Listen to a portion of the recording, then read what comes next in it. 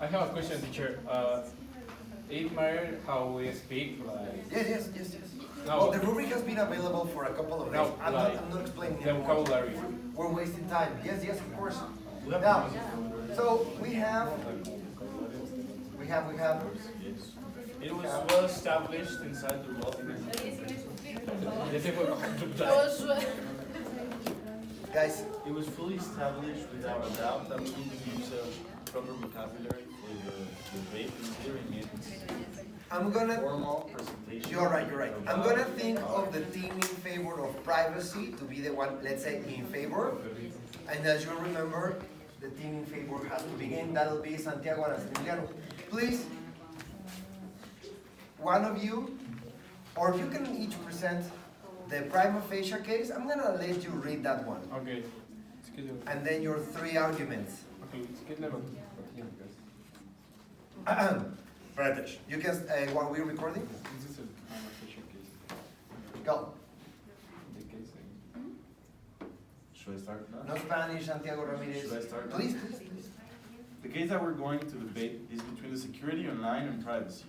Privacy is really important for the users on the internet. The government has started to spy and monitor the movements and messages of people. Sometimes this has been helpful, but other cases this information is being used the wrong way, for example, to censor people. Thank you. Now, please, can we have the arguments in favor of privacy? Yes.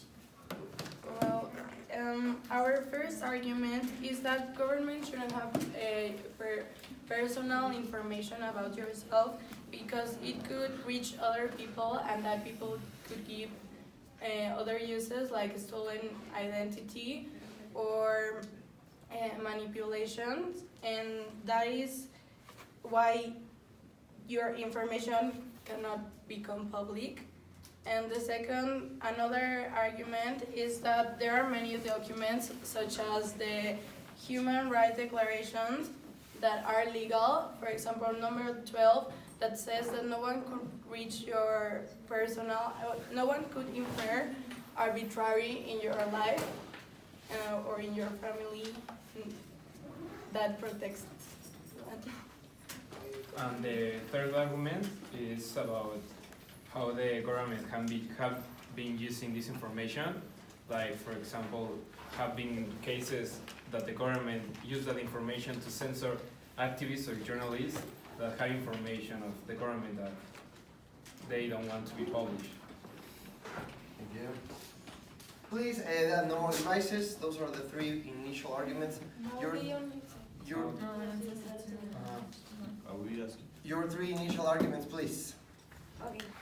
Well, our first argument is that crimes for the network nowadays cost $3 billion per year, according to the Innovation and Technological Strategy Unit of Presidents. So that's why government should have access to our personal data, because they need to have a control to prevent many actual security issues such as terrorism, crimes, suicidal thoughts, and even cyberbullying. And nowadays the world is living in a technological era, and there are like a lot of movements that want to make danger to any person in civilization. So our point is that we could prevent those problems if government can identify and detect the risk that society is presenting. Okay, the second argument is that the government is going to research only the people who gave reasons to them. So if you gave them motives, you will become a target, and they are going to use this tool to find different groups. So, and the government research is going to be confidential. They are not going to use them for other things, and they are not going to research you if you don't have any reasons. Well, from the last point, like the obligation of the government is to protect the citizens, so they could search like for words like they are terrorism or things like that. so they can protect the people they are like trying to reach. So it's like a point of security for the person that have no point of protection. Thank you, that's the end of round one. Now, rebuttals. I'm gonna give you 4 minutes to each team to present all your rebuttals, minimum one per person. You will start with. Go, guys. We believe that, well, there is no actual evidence that mass surveillance helps to prevent terrorism.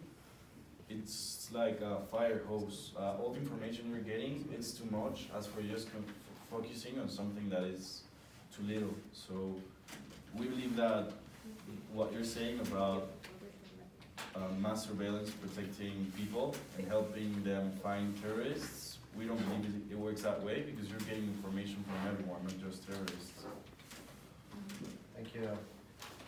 Answering to Ms. Ana Sofia, she said that they were only searching for probably terrorists, but that's not the case. Like here in Mexico, there was a program called Pegasus that was used to search information about journalists and activists like Carlos Loret de Mola or Carmen Aristegui.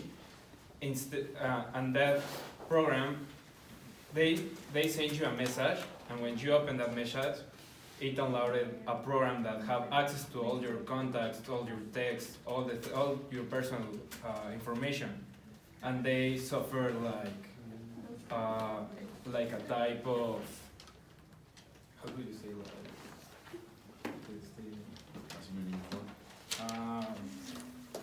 extortion? Extortion? Like a type of extortion if they want to save all the information that they have of the government. So there is no case of only searching possible terrorists because that's not the things that have been doing in this country. Thank you. Anna, so what do you have? Complementing on what Emiliano said about what you said, Chris, I think that you should fight terrorism in another way, or you should make another strategy than interfering in someone else's life. For example, making campaigns at school and teaching kids, little kids, values since they were kids, and you make them as a person, as a good person, and that doesn't involve you interfering in other life, in someone else's life. Thank you. You still have a few seconds. There's I a want chance to for one more. say something Yes. that I found in my research Yes. that says, if our privacy is taken away without a reasonable suspicion of criminal activity, then the assumption is that everyone is a potential guilty until proven innocent. And that gives you like the government can do anything that they want until you are proven innocent, and that's really Against No, the you system. you can finish the. and that's really not the point of spying on people, because now they can accuse you. If you say only terrorist, they can accuse you as a terrorist, but you are not doing anything. Thank you. Your rebuttals, 4 minutes, at least one per person. Go. Yeah, well, replying to what Emiliano said, Yes. we believe that, well, we know that we are getting information from everyone, but that's in order to protect everyone, because that's the way we are going to detect the risk that someone is suffering, because maybe there's a stalker and you don't know, but making our research on your information, your personal information, maybe we found something that can make you danger, so we are going to prevent this from the beginning. Thank you. Well, talking about what Santiago says, maybe here in Mexico we don't have like active acts of terrorism, but seeing it from the side like of narco traffic, like we could prevent like different movements to distribute drugs. So like if we can like reach those messages, we could prevent like the distribution of the drugs. Okay. Thank you. So replying to Aranza, she said that we can do robbery of identity But now the government is going to be respectful, and we're going to stay at the limit. And if we only have to research about a kidnapping or something like that, or selling drugs, like Cristina said, we are only gonna do that. Also, on what said Santiago, he said that it's going to be only for terrorists and all that, but no, we're going to see for the security of all the people, and we're going to protect them for the terrorists and also the kidnappings and the selling of drugs and more stuff, and not only that. Thank you. There's time for one more, if you have one more. Yeah. Sure, that's it. So regarding to what Aranza said, that we can implement other strategies to treat terrorism and crimes. Of course, we can implement other strategies, but that's how we are going to detect the danger that people is having, or that someone else is planning on other person. So we can implement other strategies, but that's the first step that we need to take to detect the problem. Thank you. All right, there are 2 minutes for additional rebuttals here and 2 minutes here. Go. This is the last rebuttal round. Concerning what you said about having information in secure hands and the government would put it in a safe place, someone would be still checking that information. If for example, someone uploaded nude photos to her profile, to a secret profile, the government would see that, and that would be a 50, 60-year-old man watching nude photos of myself, and I wouldn't want anyone watching them. Since it's private, I don't think that the government should be watching what I do, considering I am not a criminal. And as Santiago said, you are establishing everyone is guilty until proven innocent, but the government actually, its laws, it actually works the other way around. It works, everyone is innocent until proven guilty. So it's kind of switching the things around, and that's not, a government should be constant and should be maintaining the same philosophy on everything, not just on some things. Thank you. Continuing the argument of my partner Gortari, the information in the wrong hands can be used to target journalists, persecute activists, and crack down on free speech. Oppressive governments will use surveillance to control the opposition. And I think that this case has been used in a lot of countries, like Tunisia in 2010.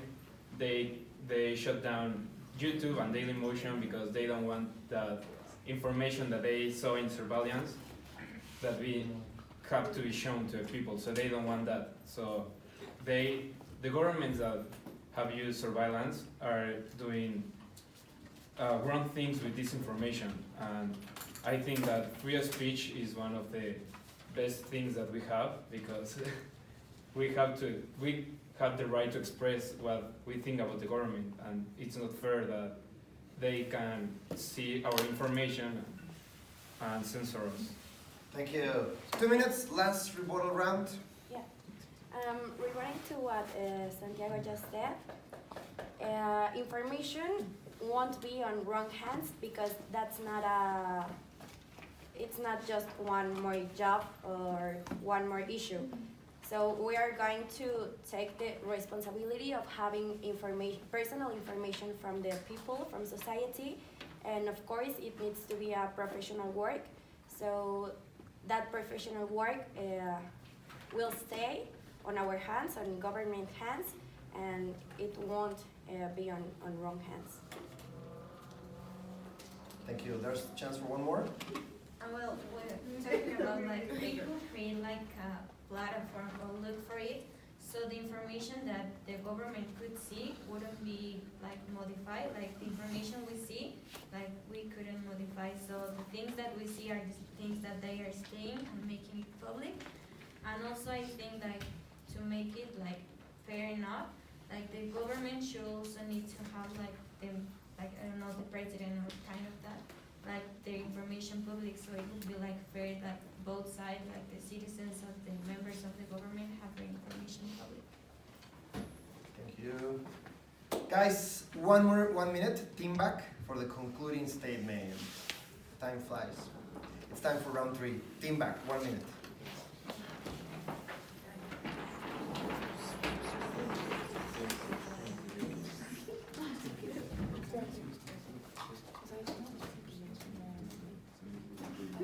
Say that we are starting a meeting point, and say that we are okay with them seeing information on the internet, as long as it's public information. We are fine with them like seeing what we post and seeing. We can have, but information that we have is not secret upfront. You can see that.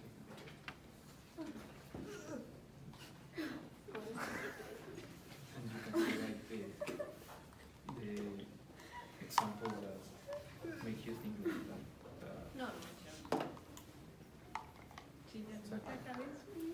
there have been examples in Mexico that make you think that the surveillance Time! the journal.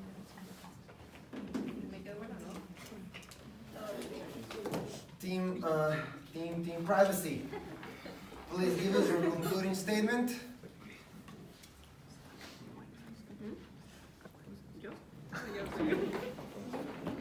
Do I need to, can I say it sitting down? Can you say it down? Yes, please, yes. No, but like sitting down, do I need to? We've been doing it like that, yeah. In some college level division it's stand up. I'm not doing it like that here, so no worries. Go. We believe that we understand the point of having to monitor people and trying to reach for our safety. Yet we believe that personal and secret information should maintain and still be personal and secret.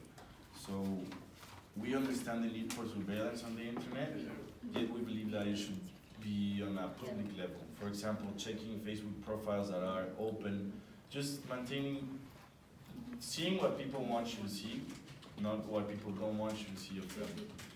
The things that have happened in Mexico are the ones that make us take that decision, because government surveillance have taken away rights and have taken away opportunities for other people.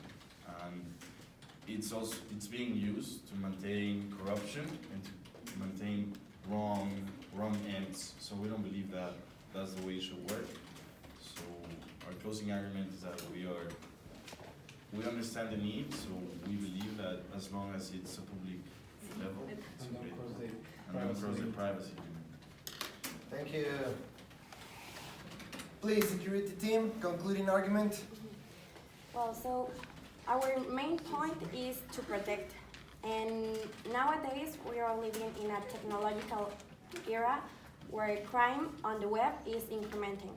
So we need to adapt our methods of detecting crime in order to be on step with the new ways of crime. Thank you so much. Claps, both teams. And now, you can stop recording.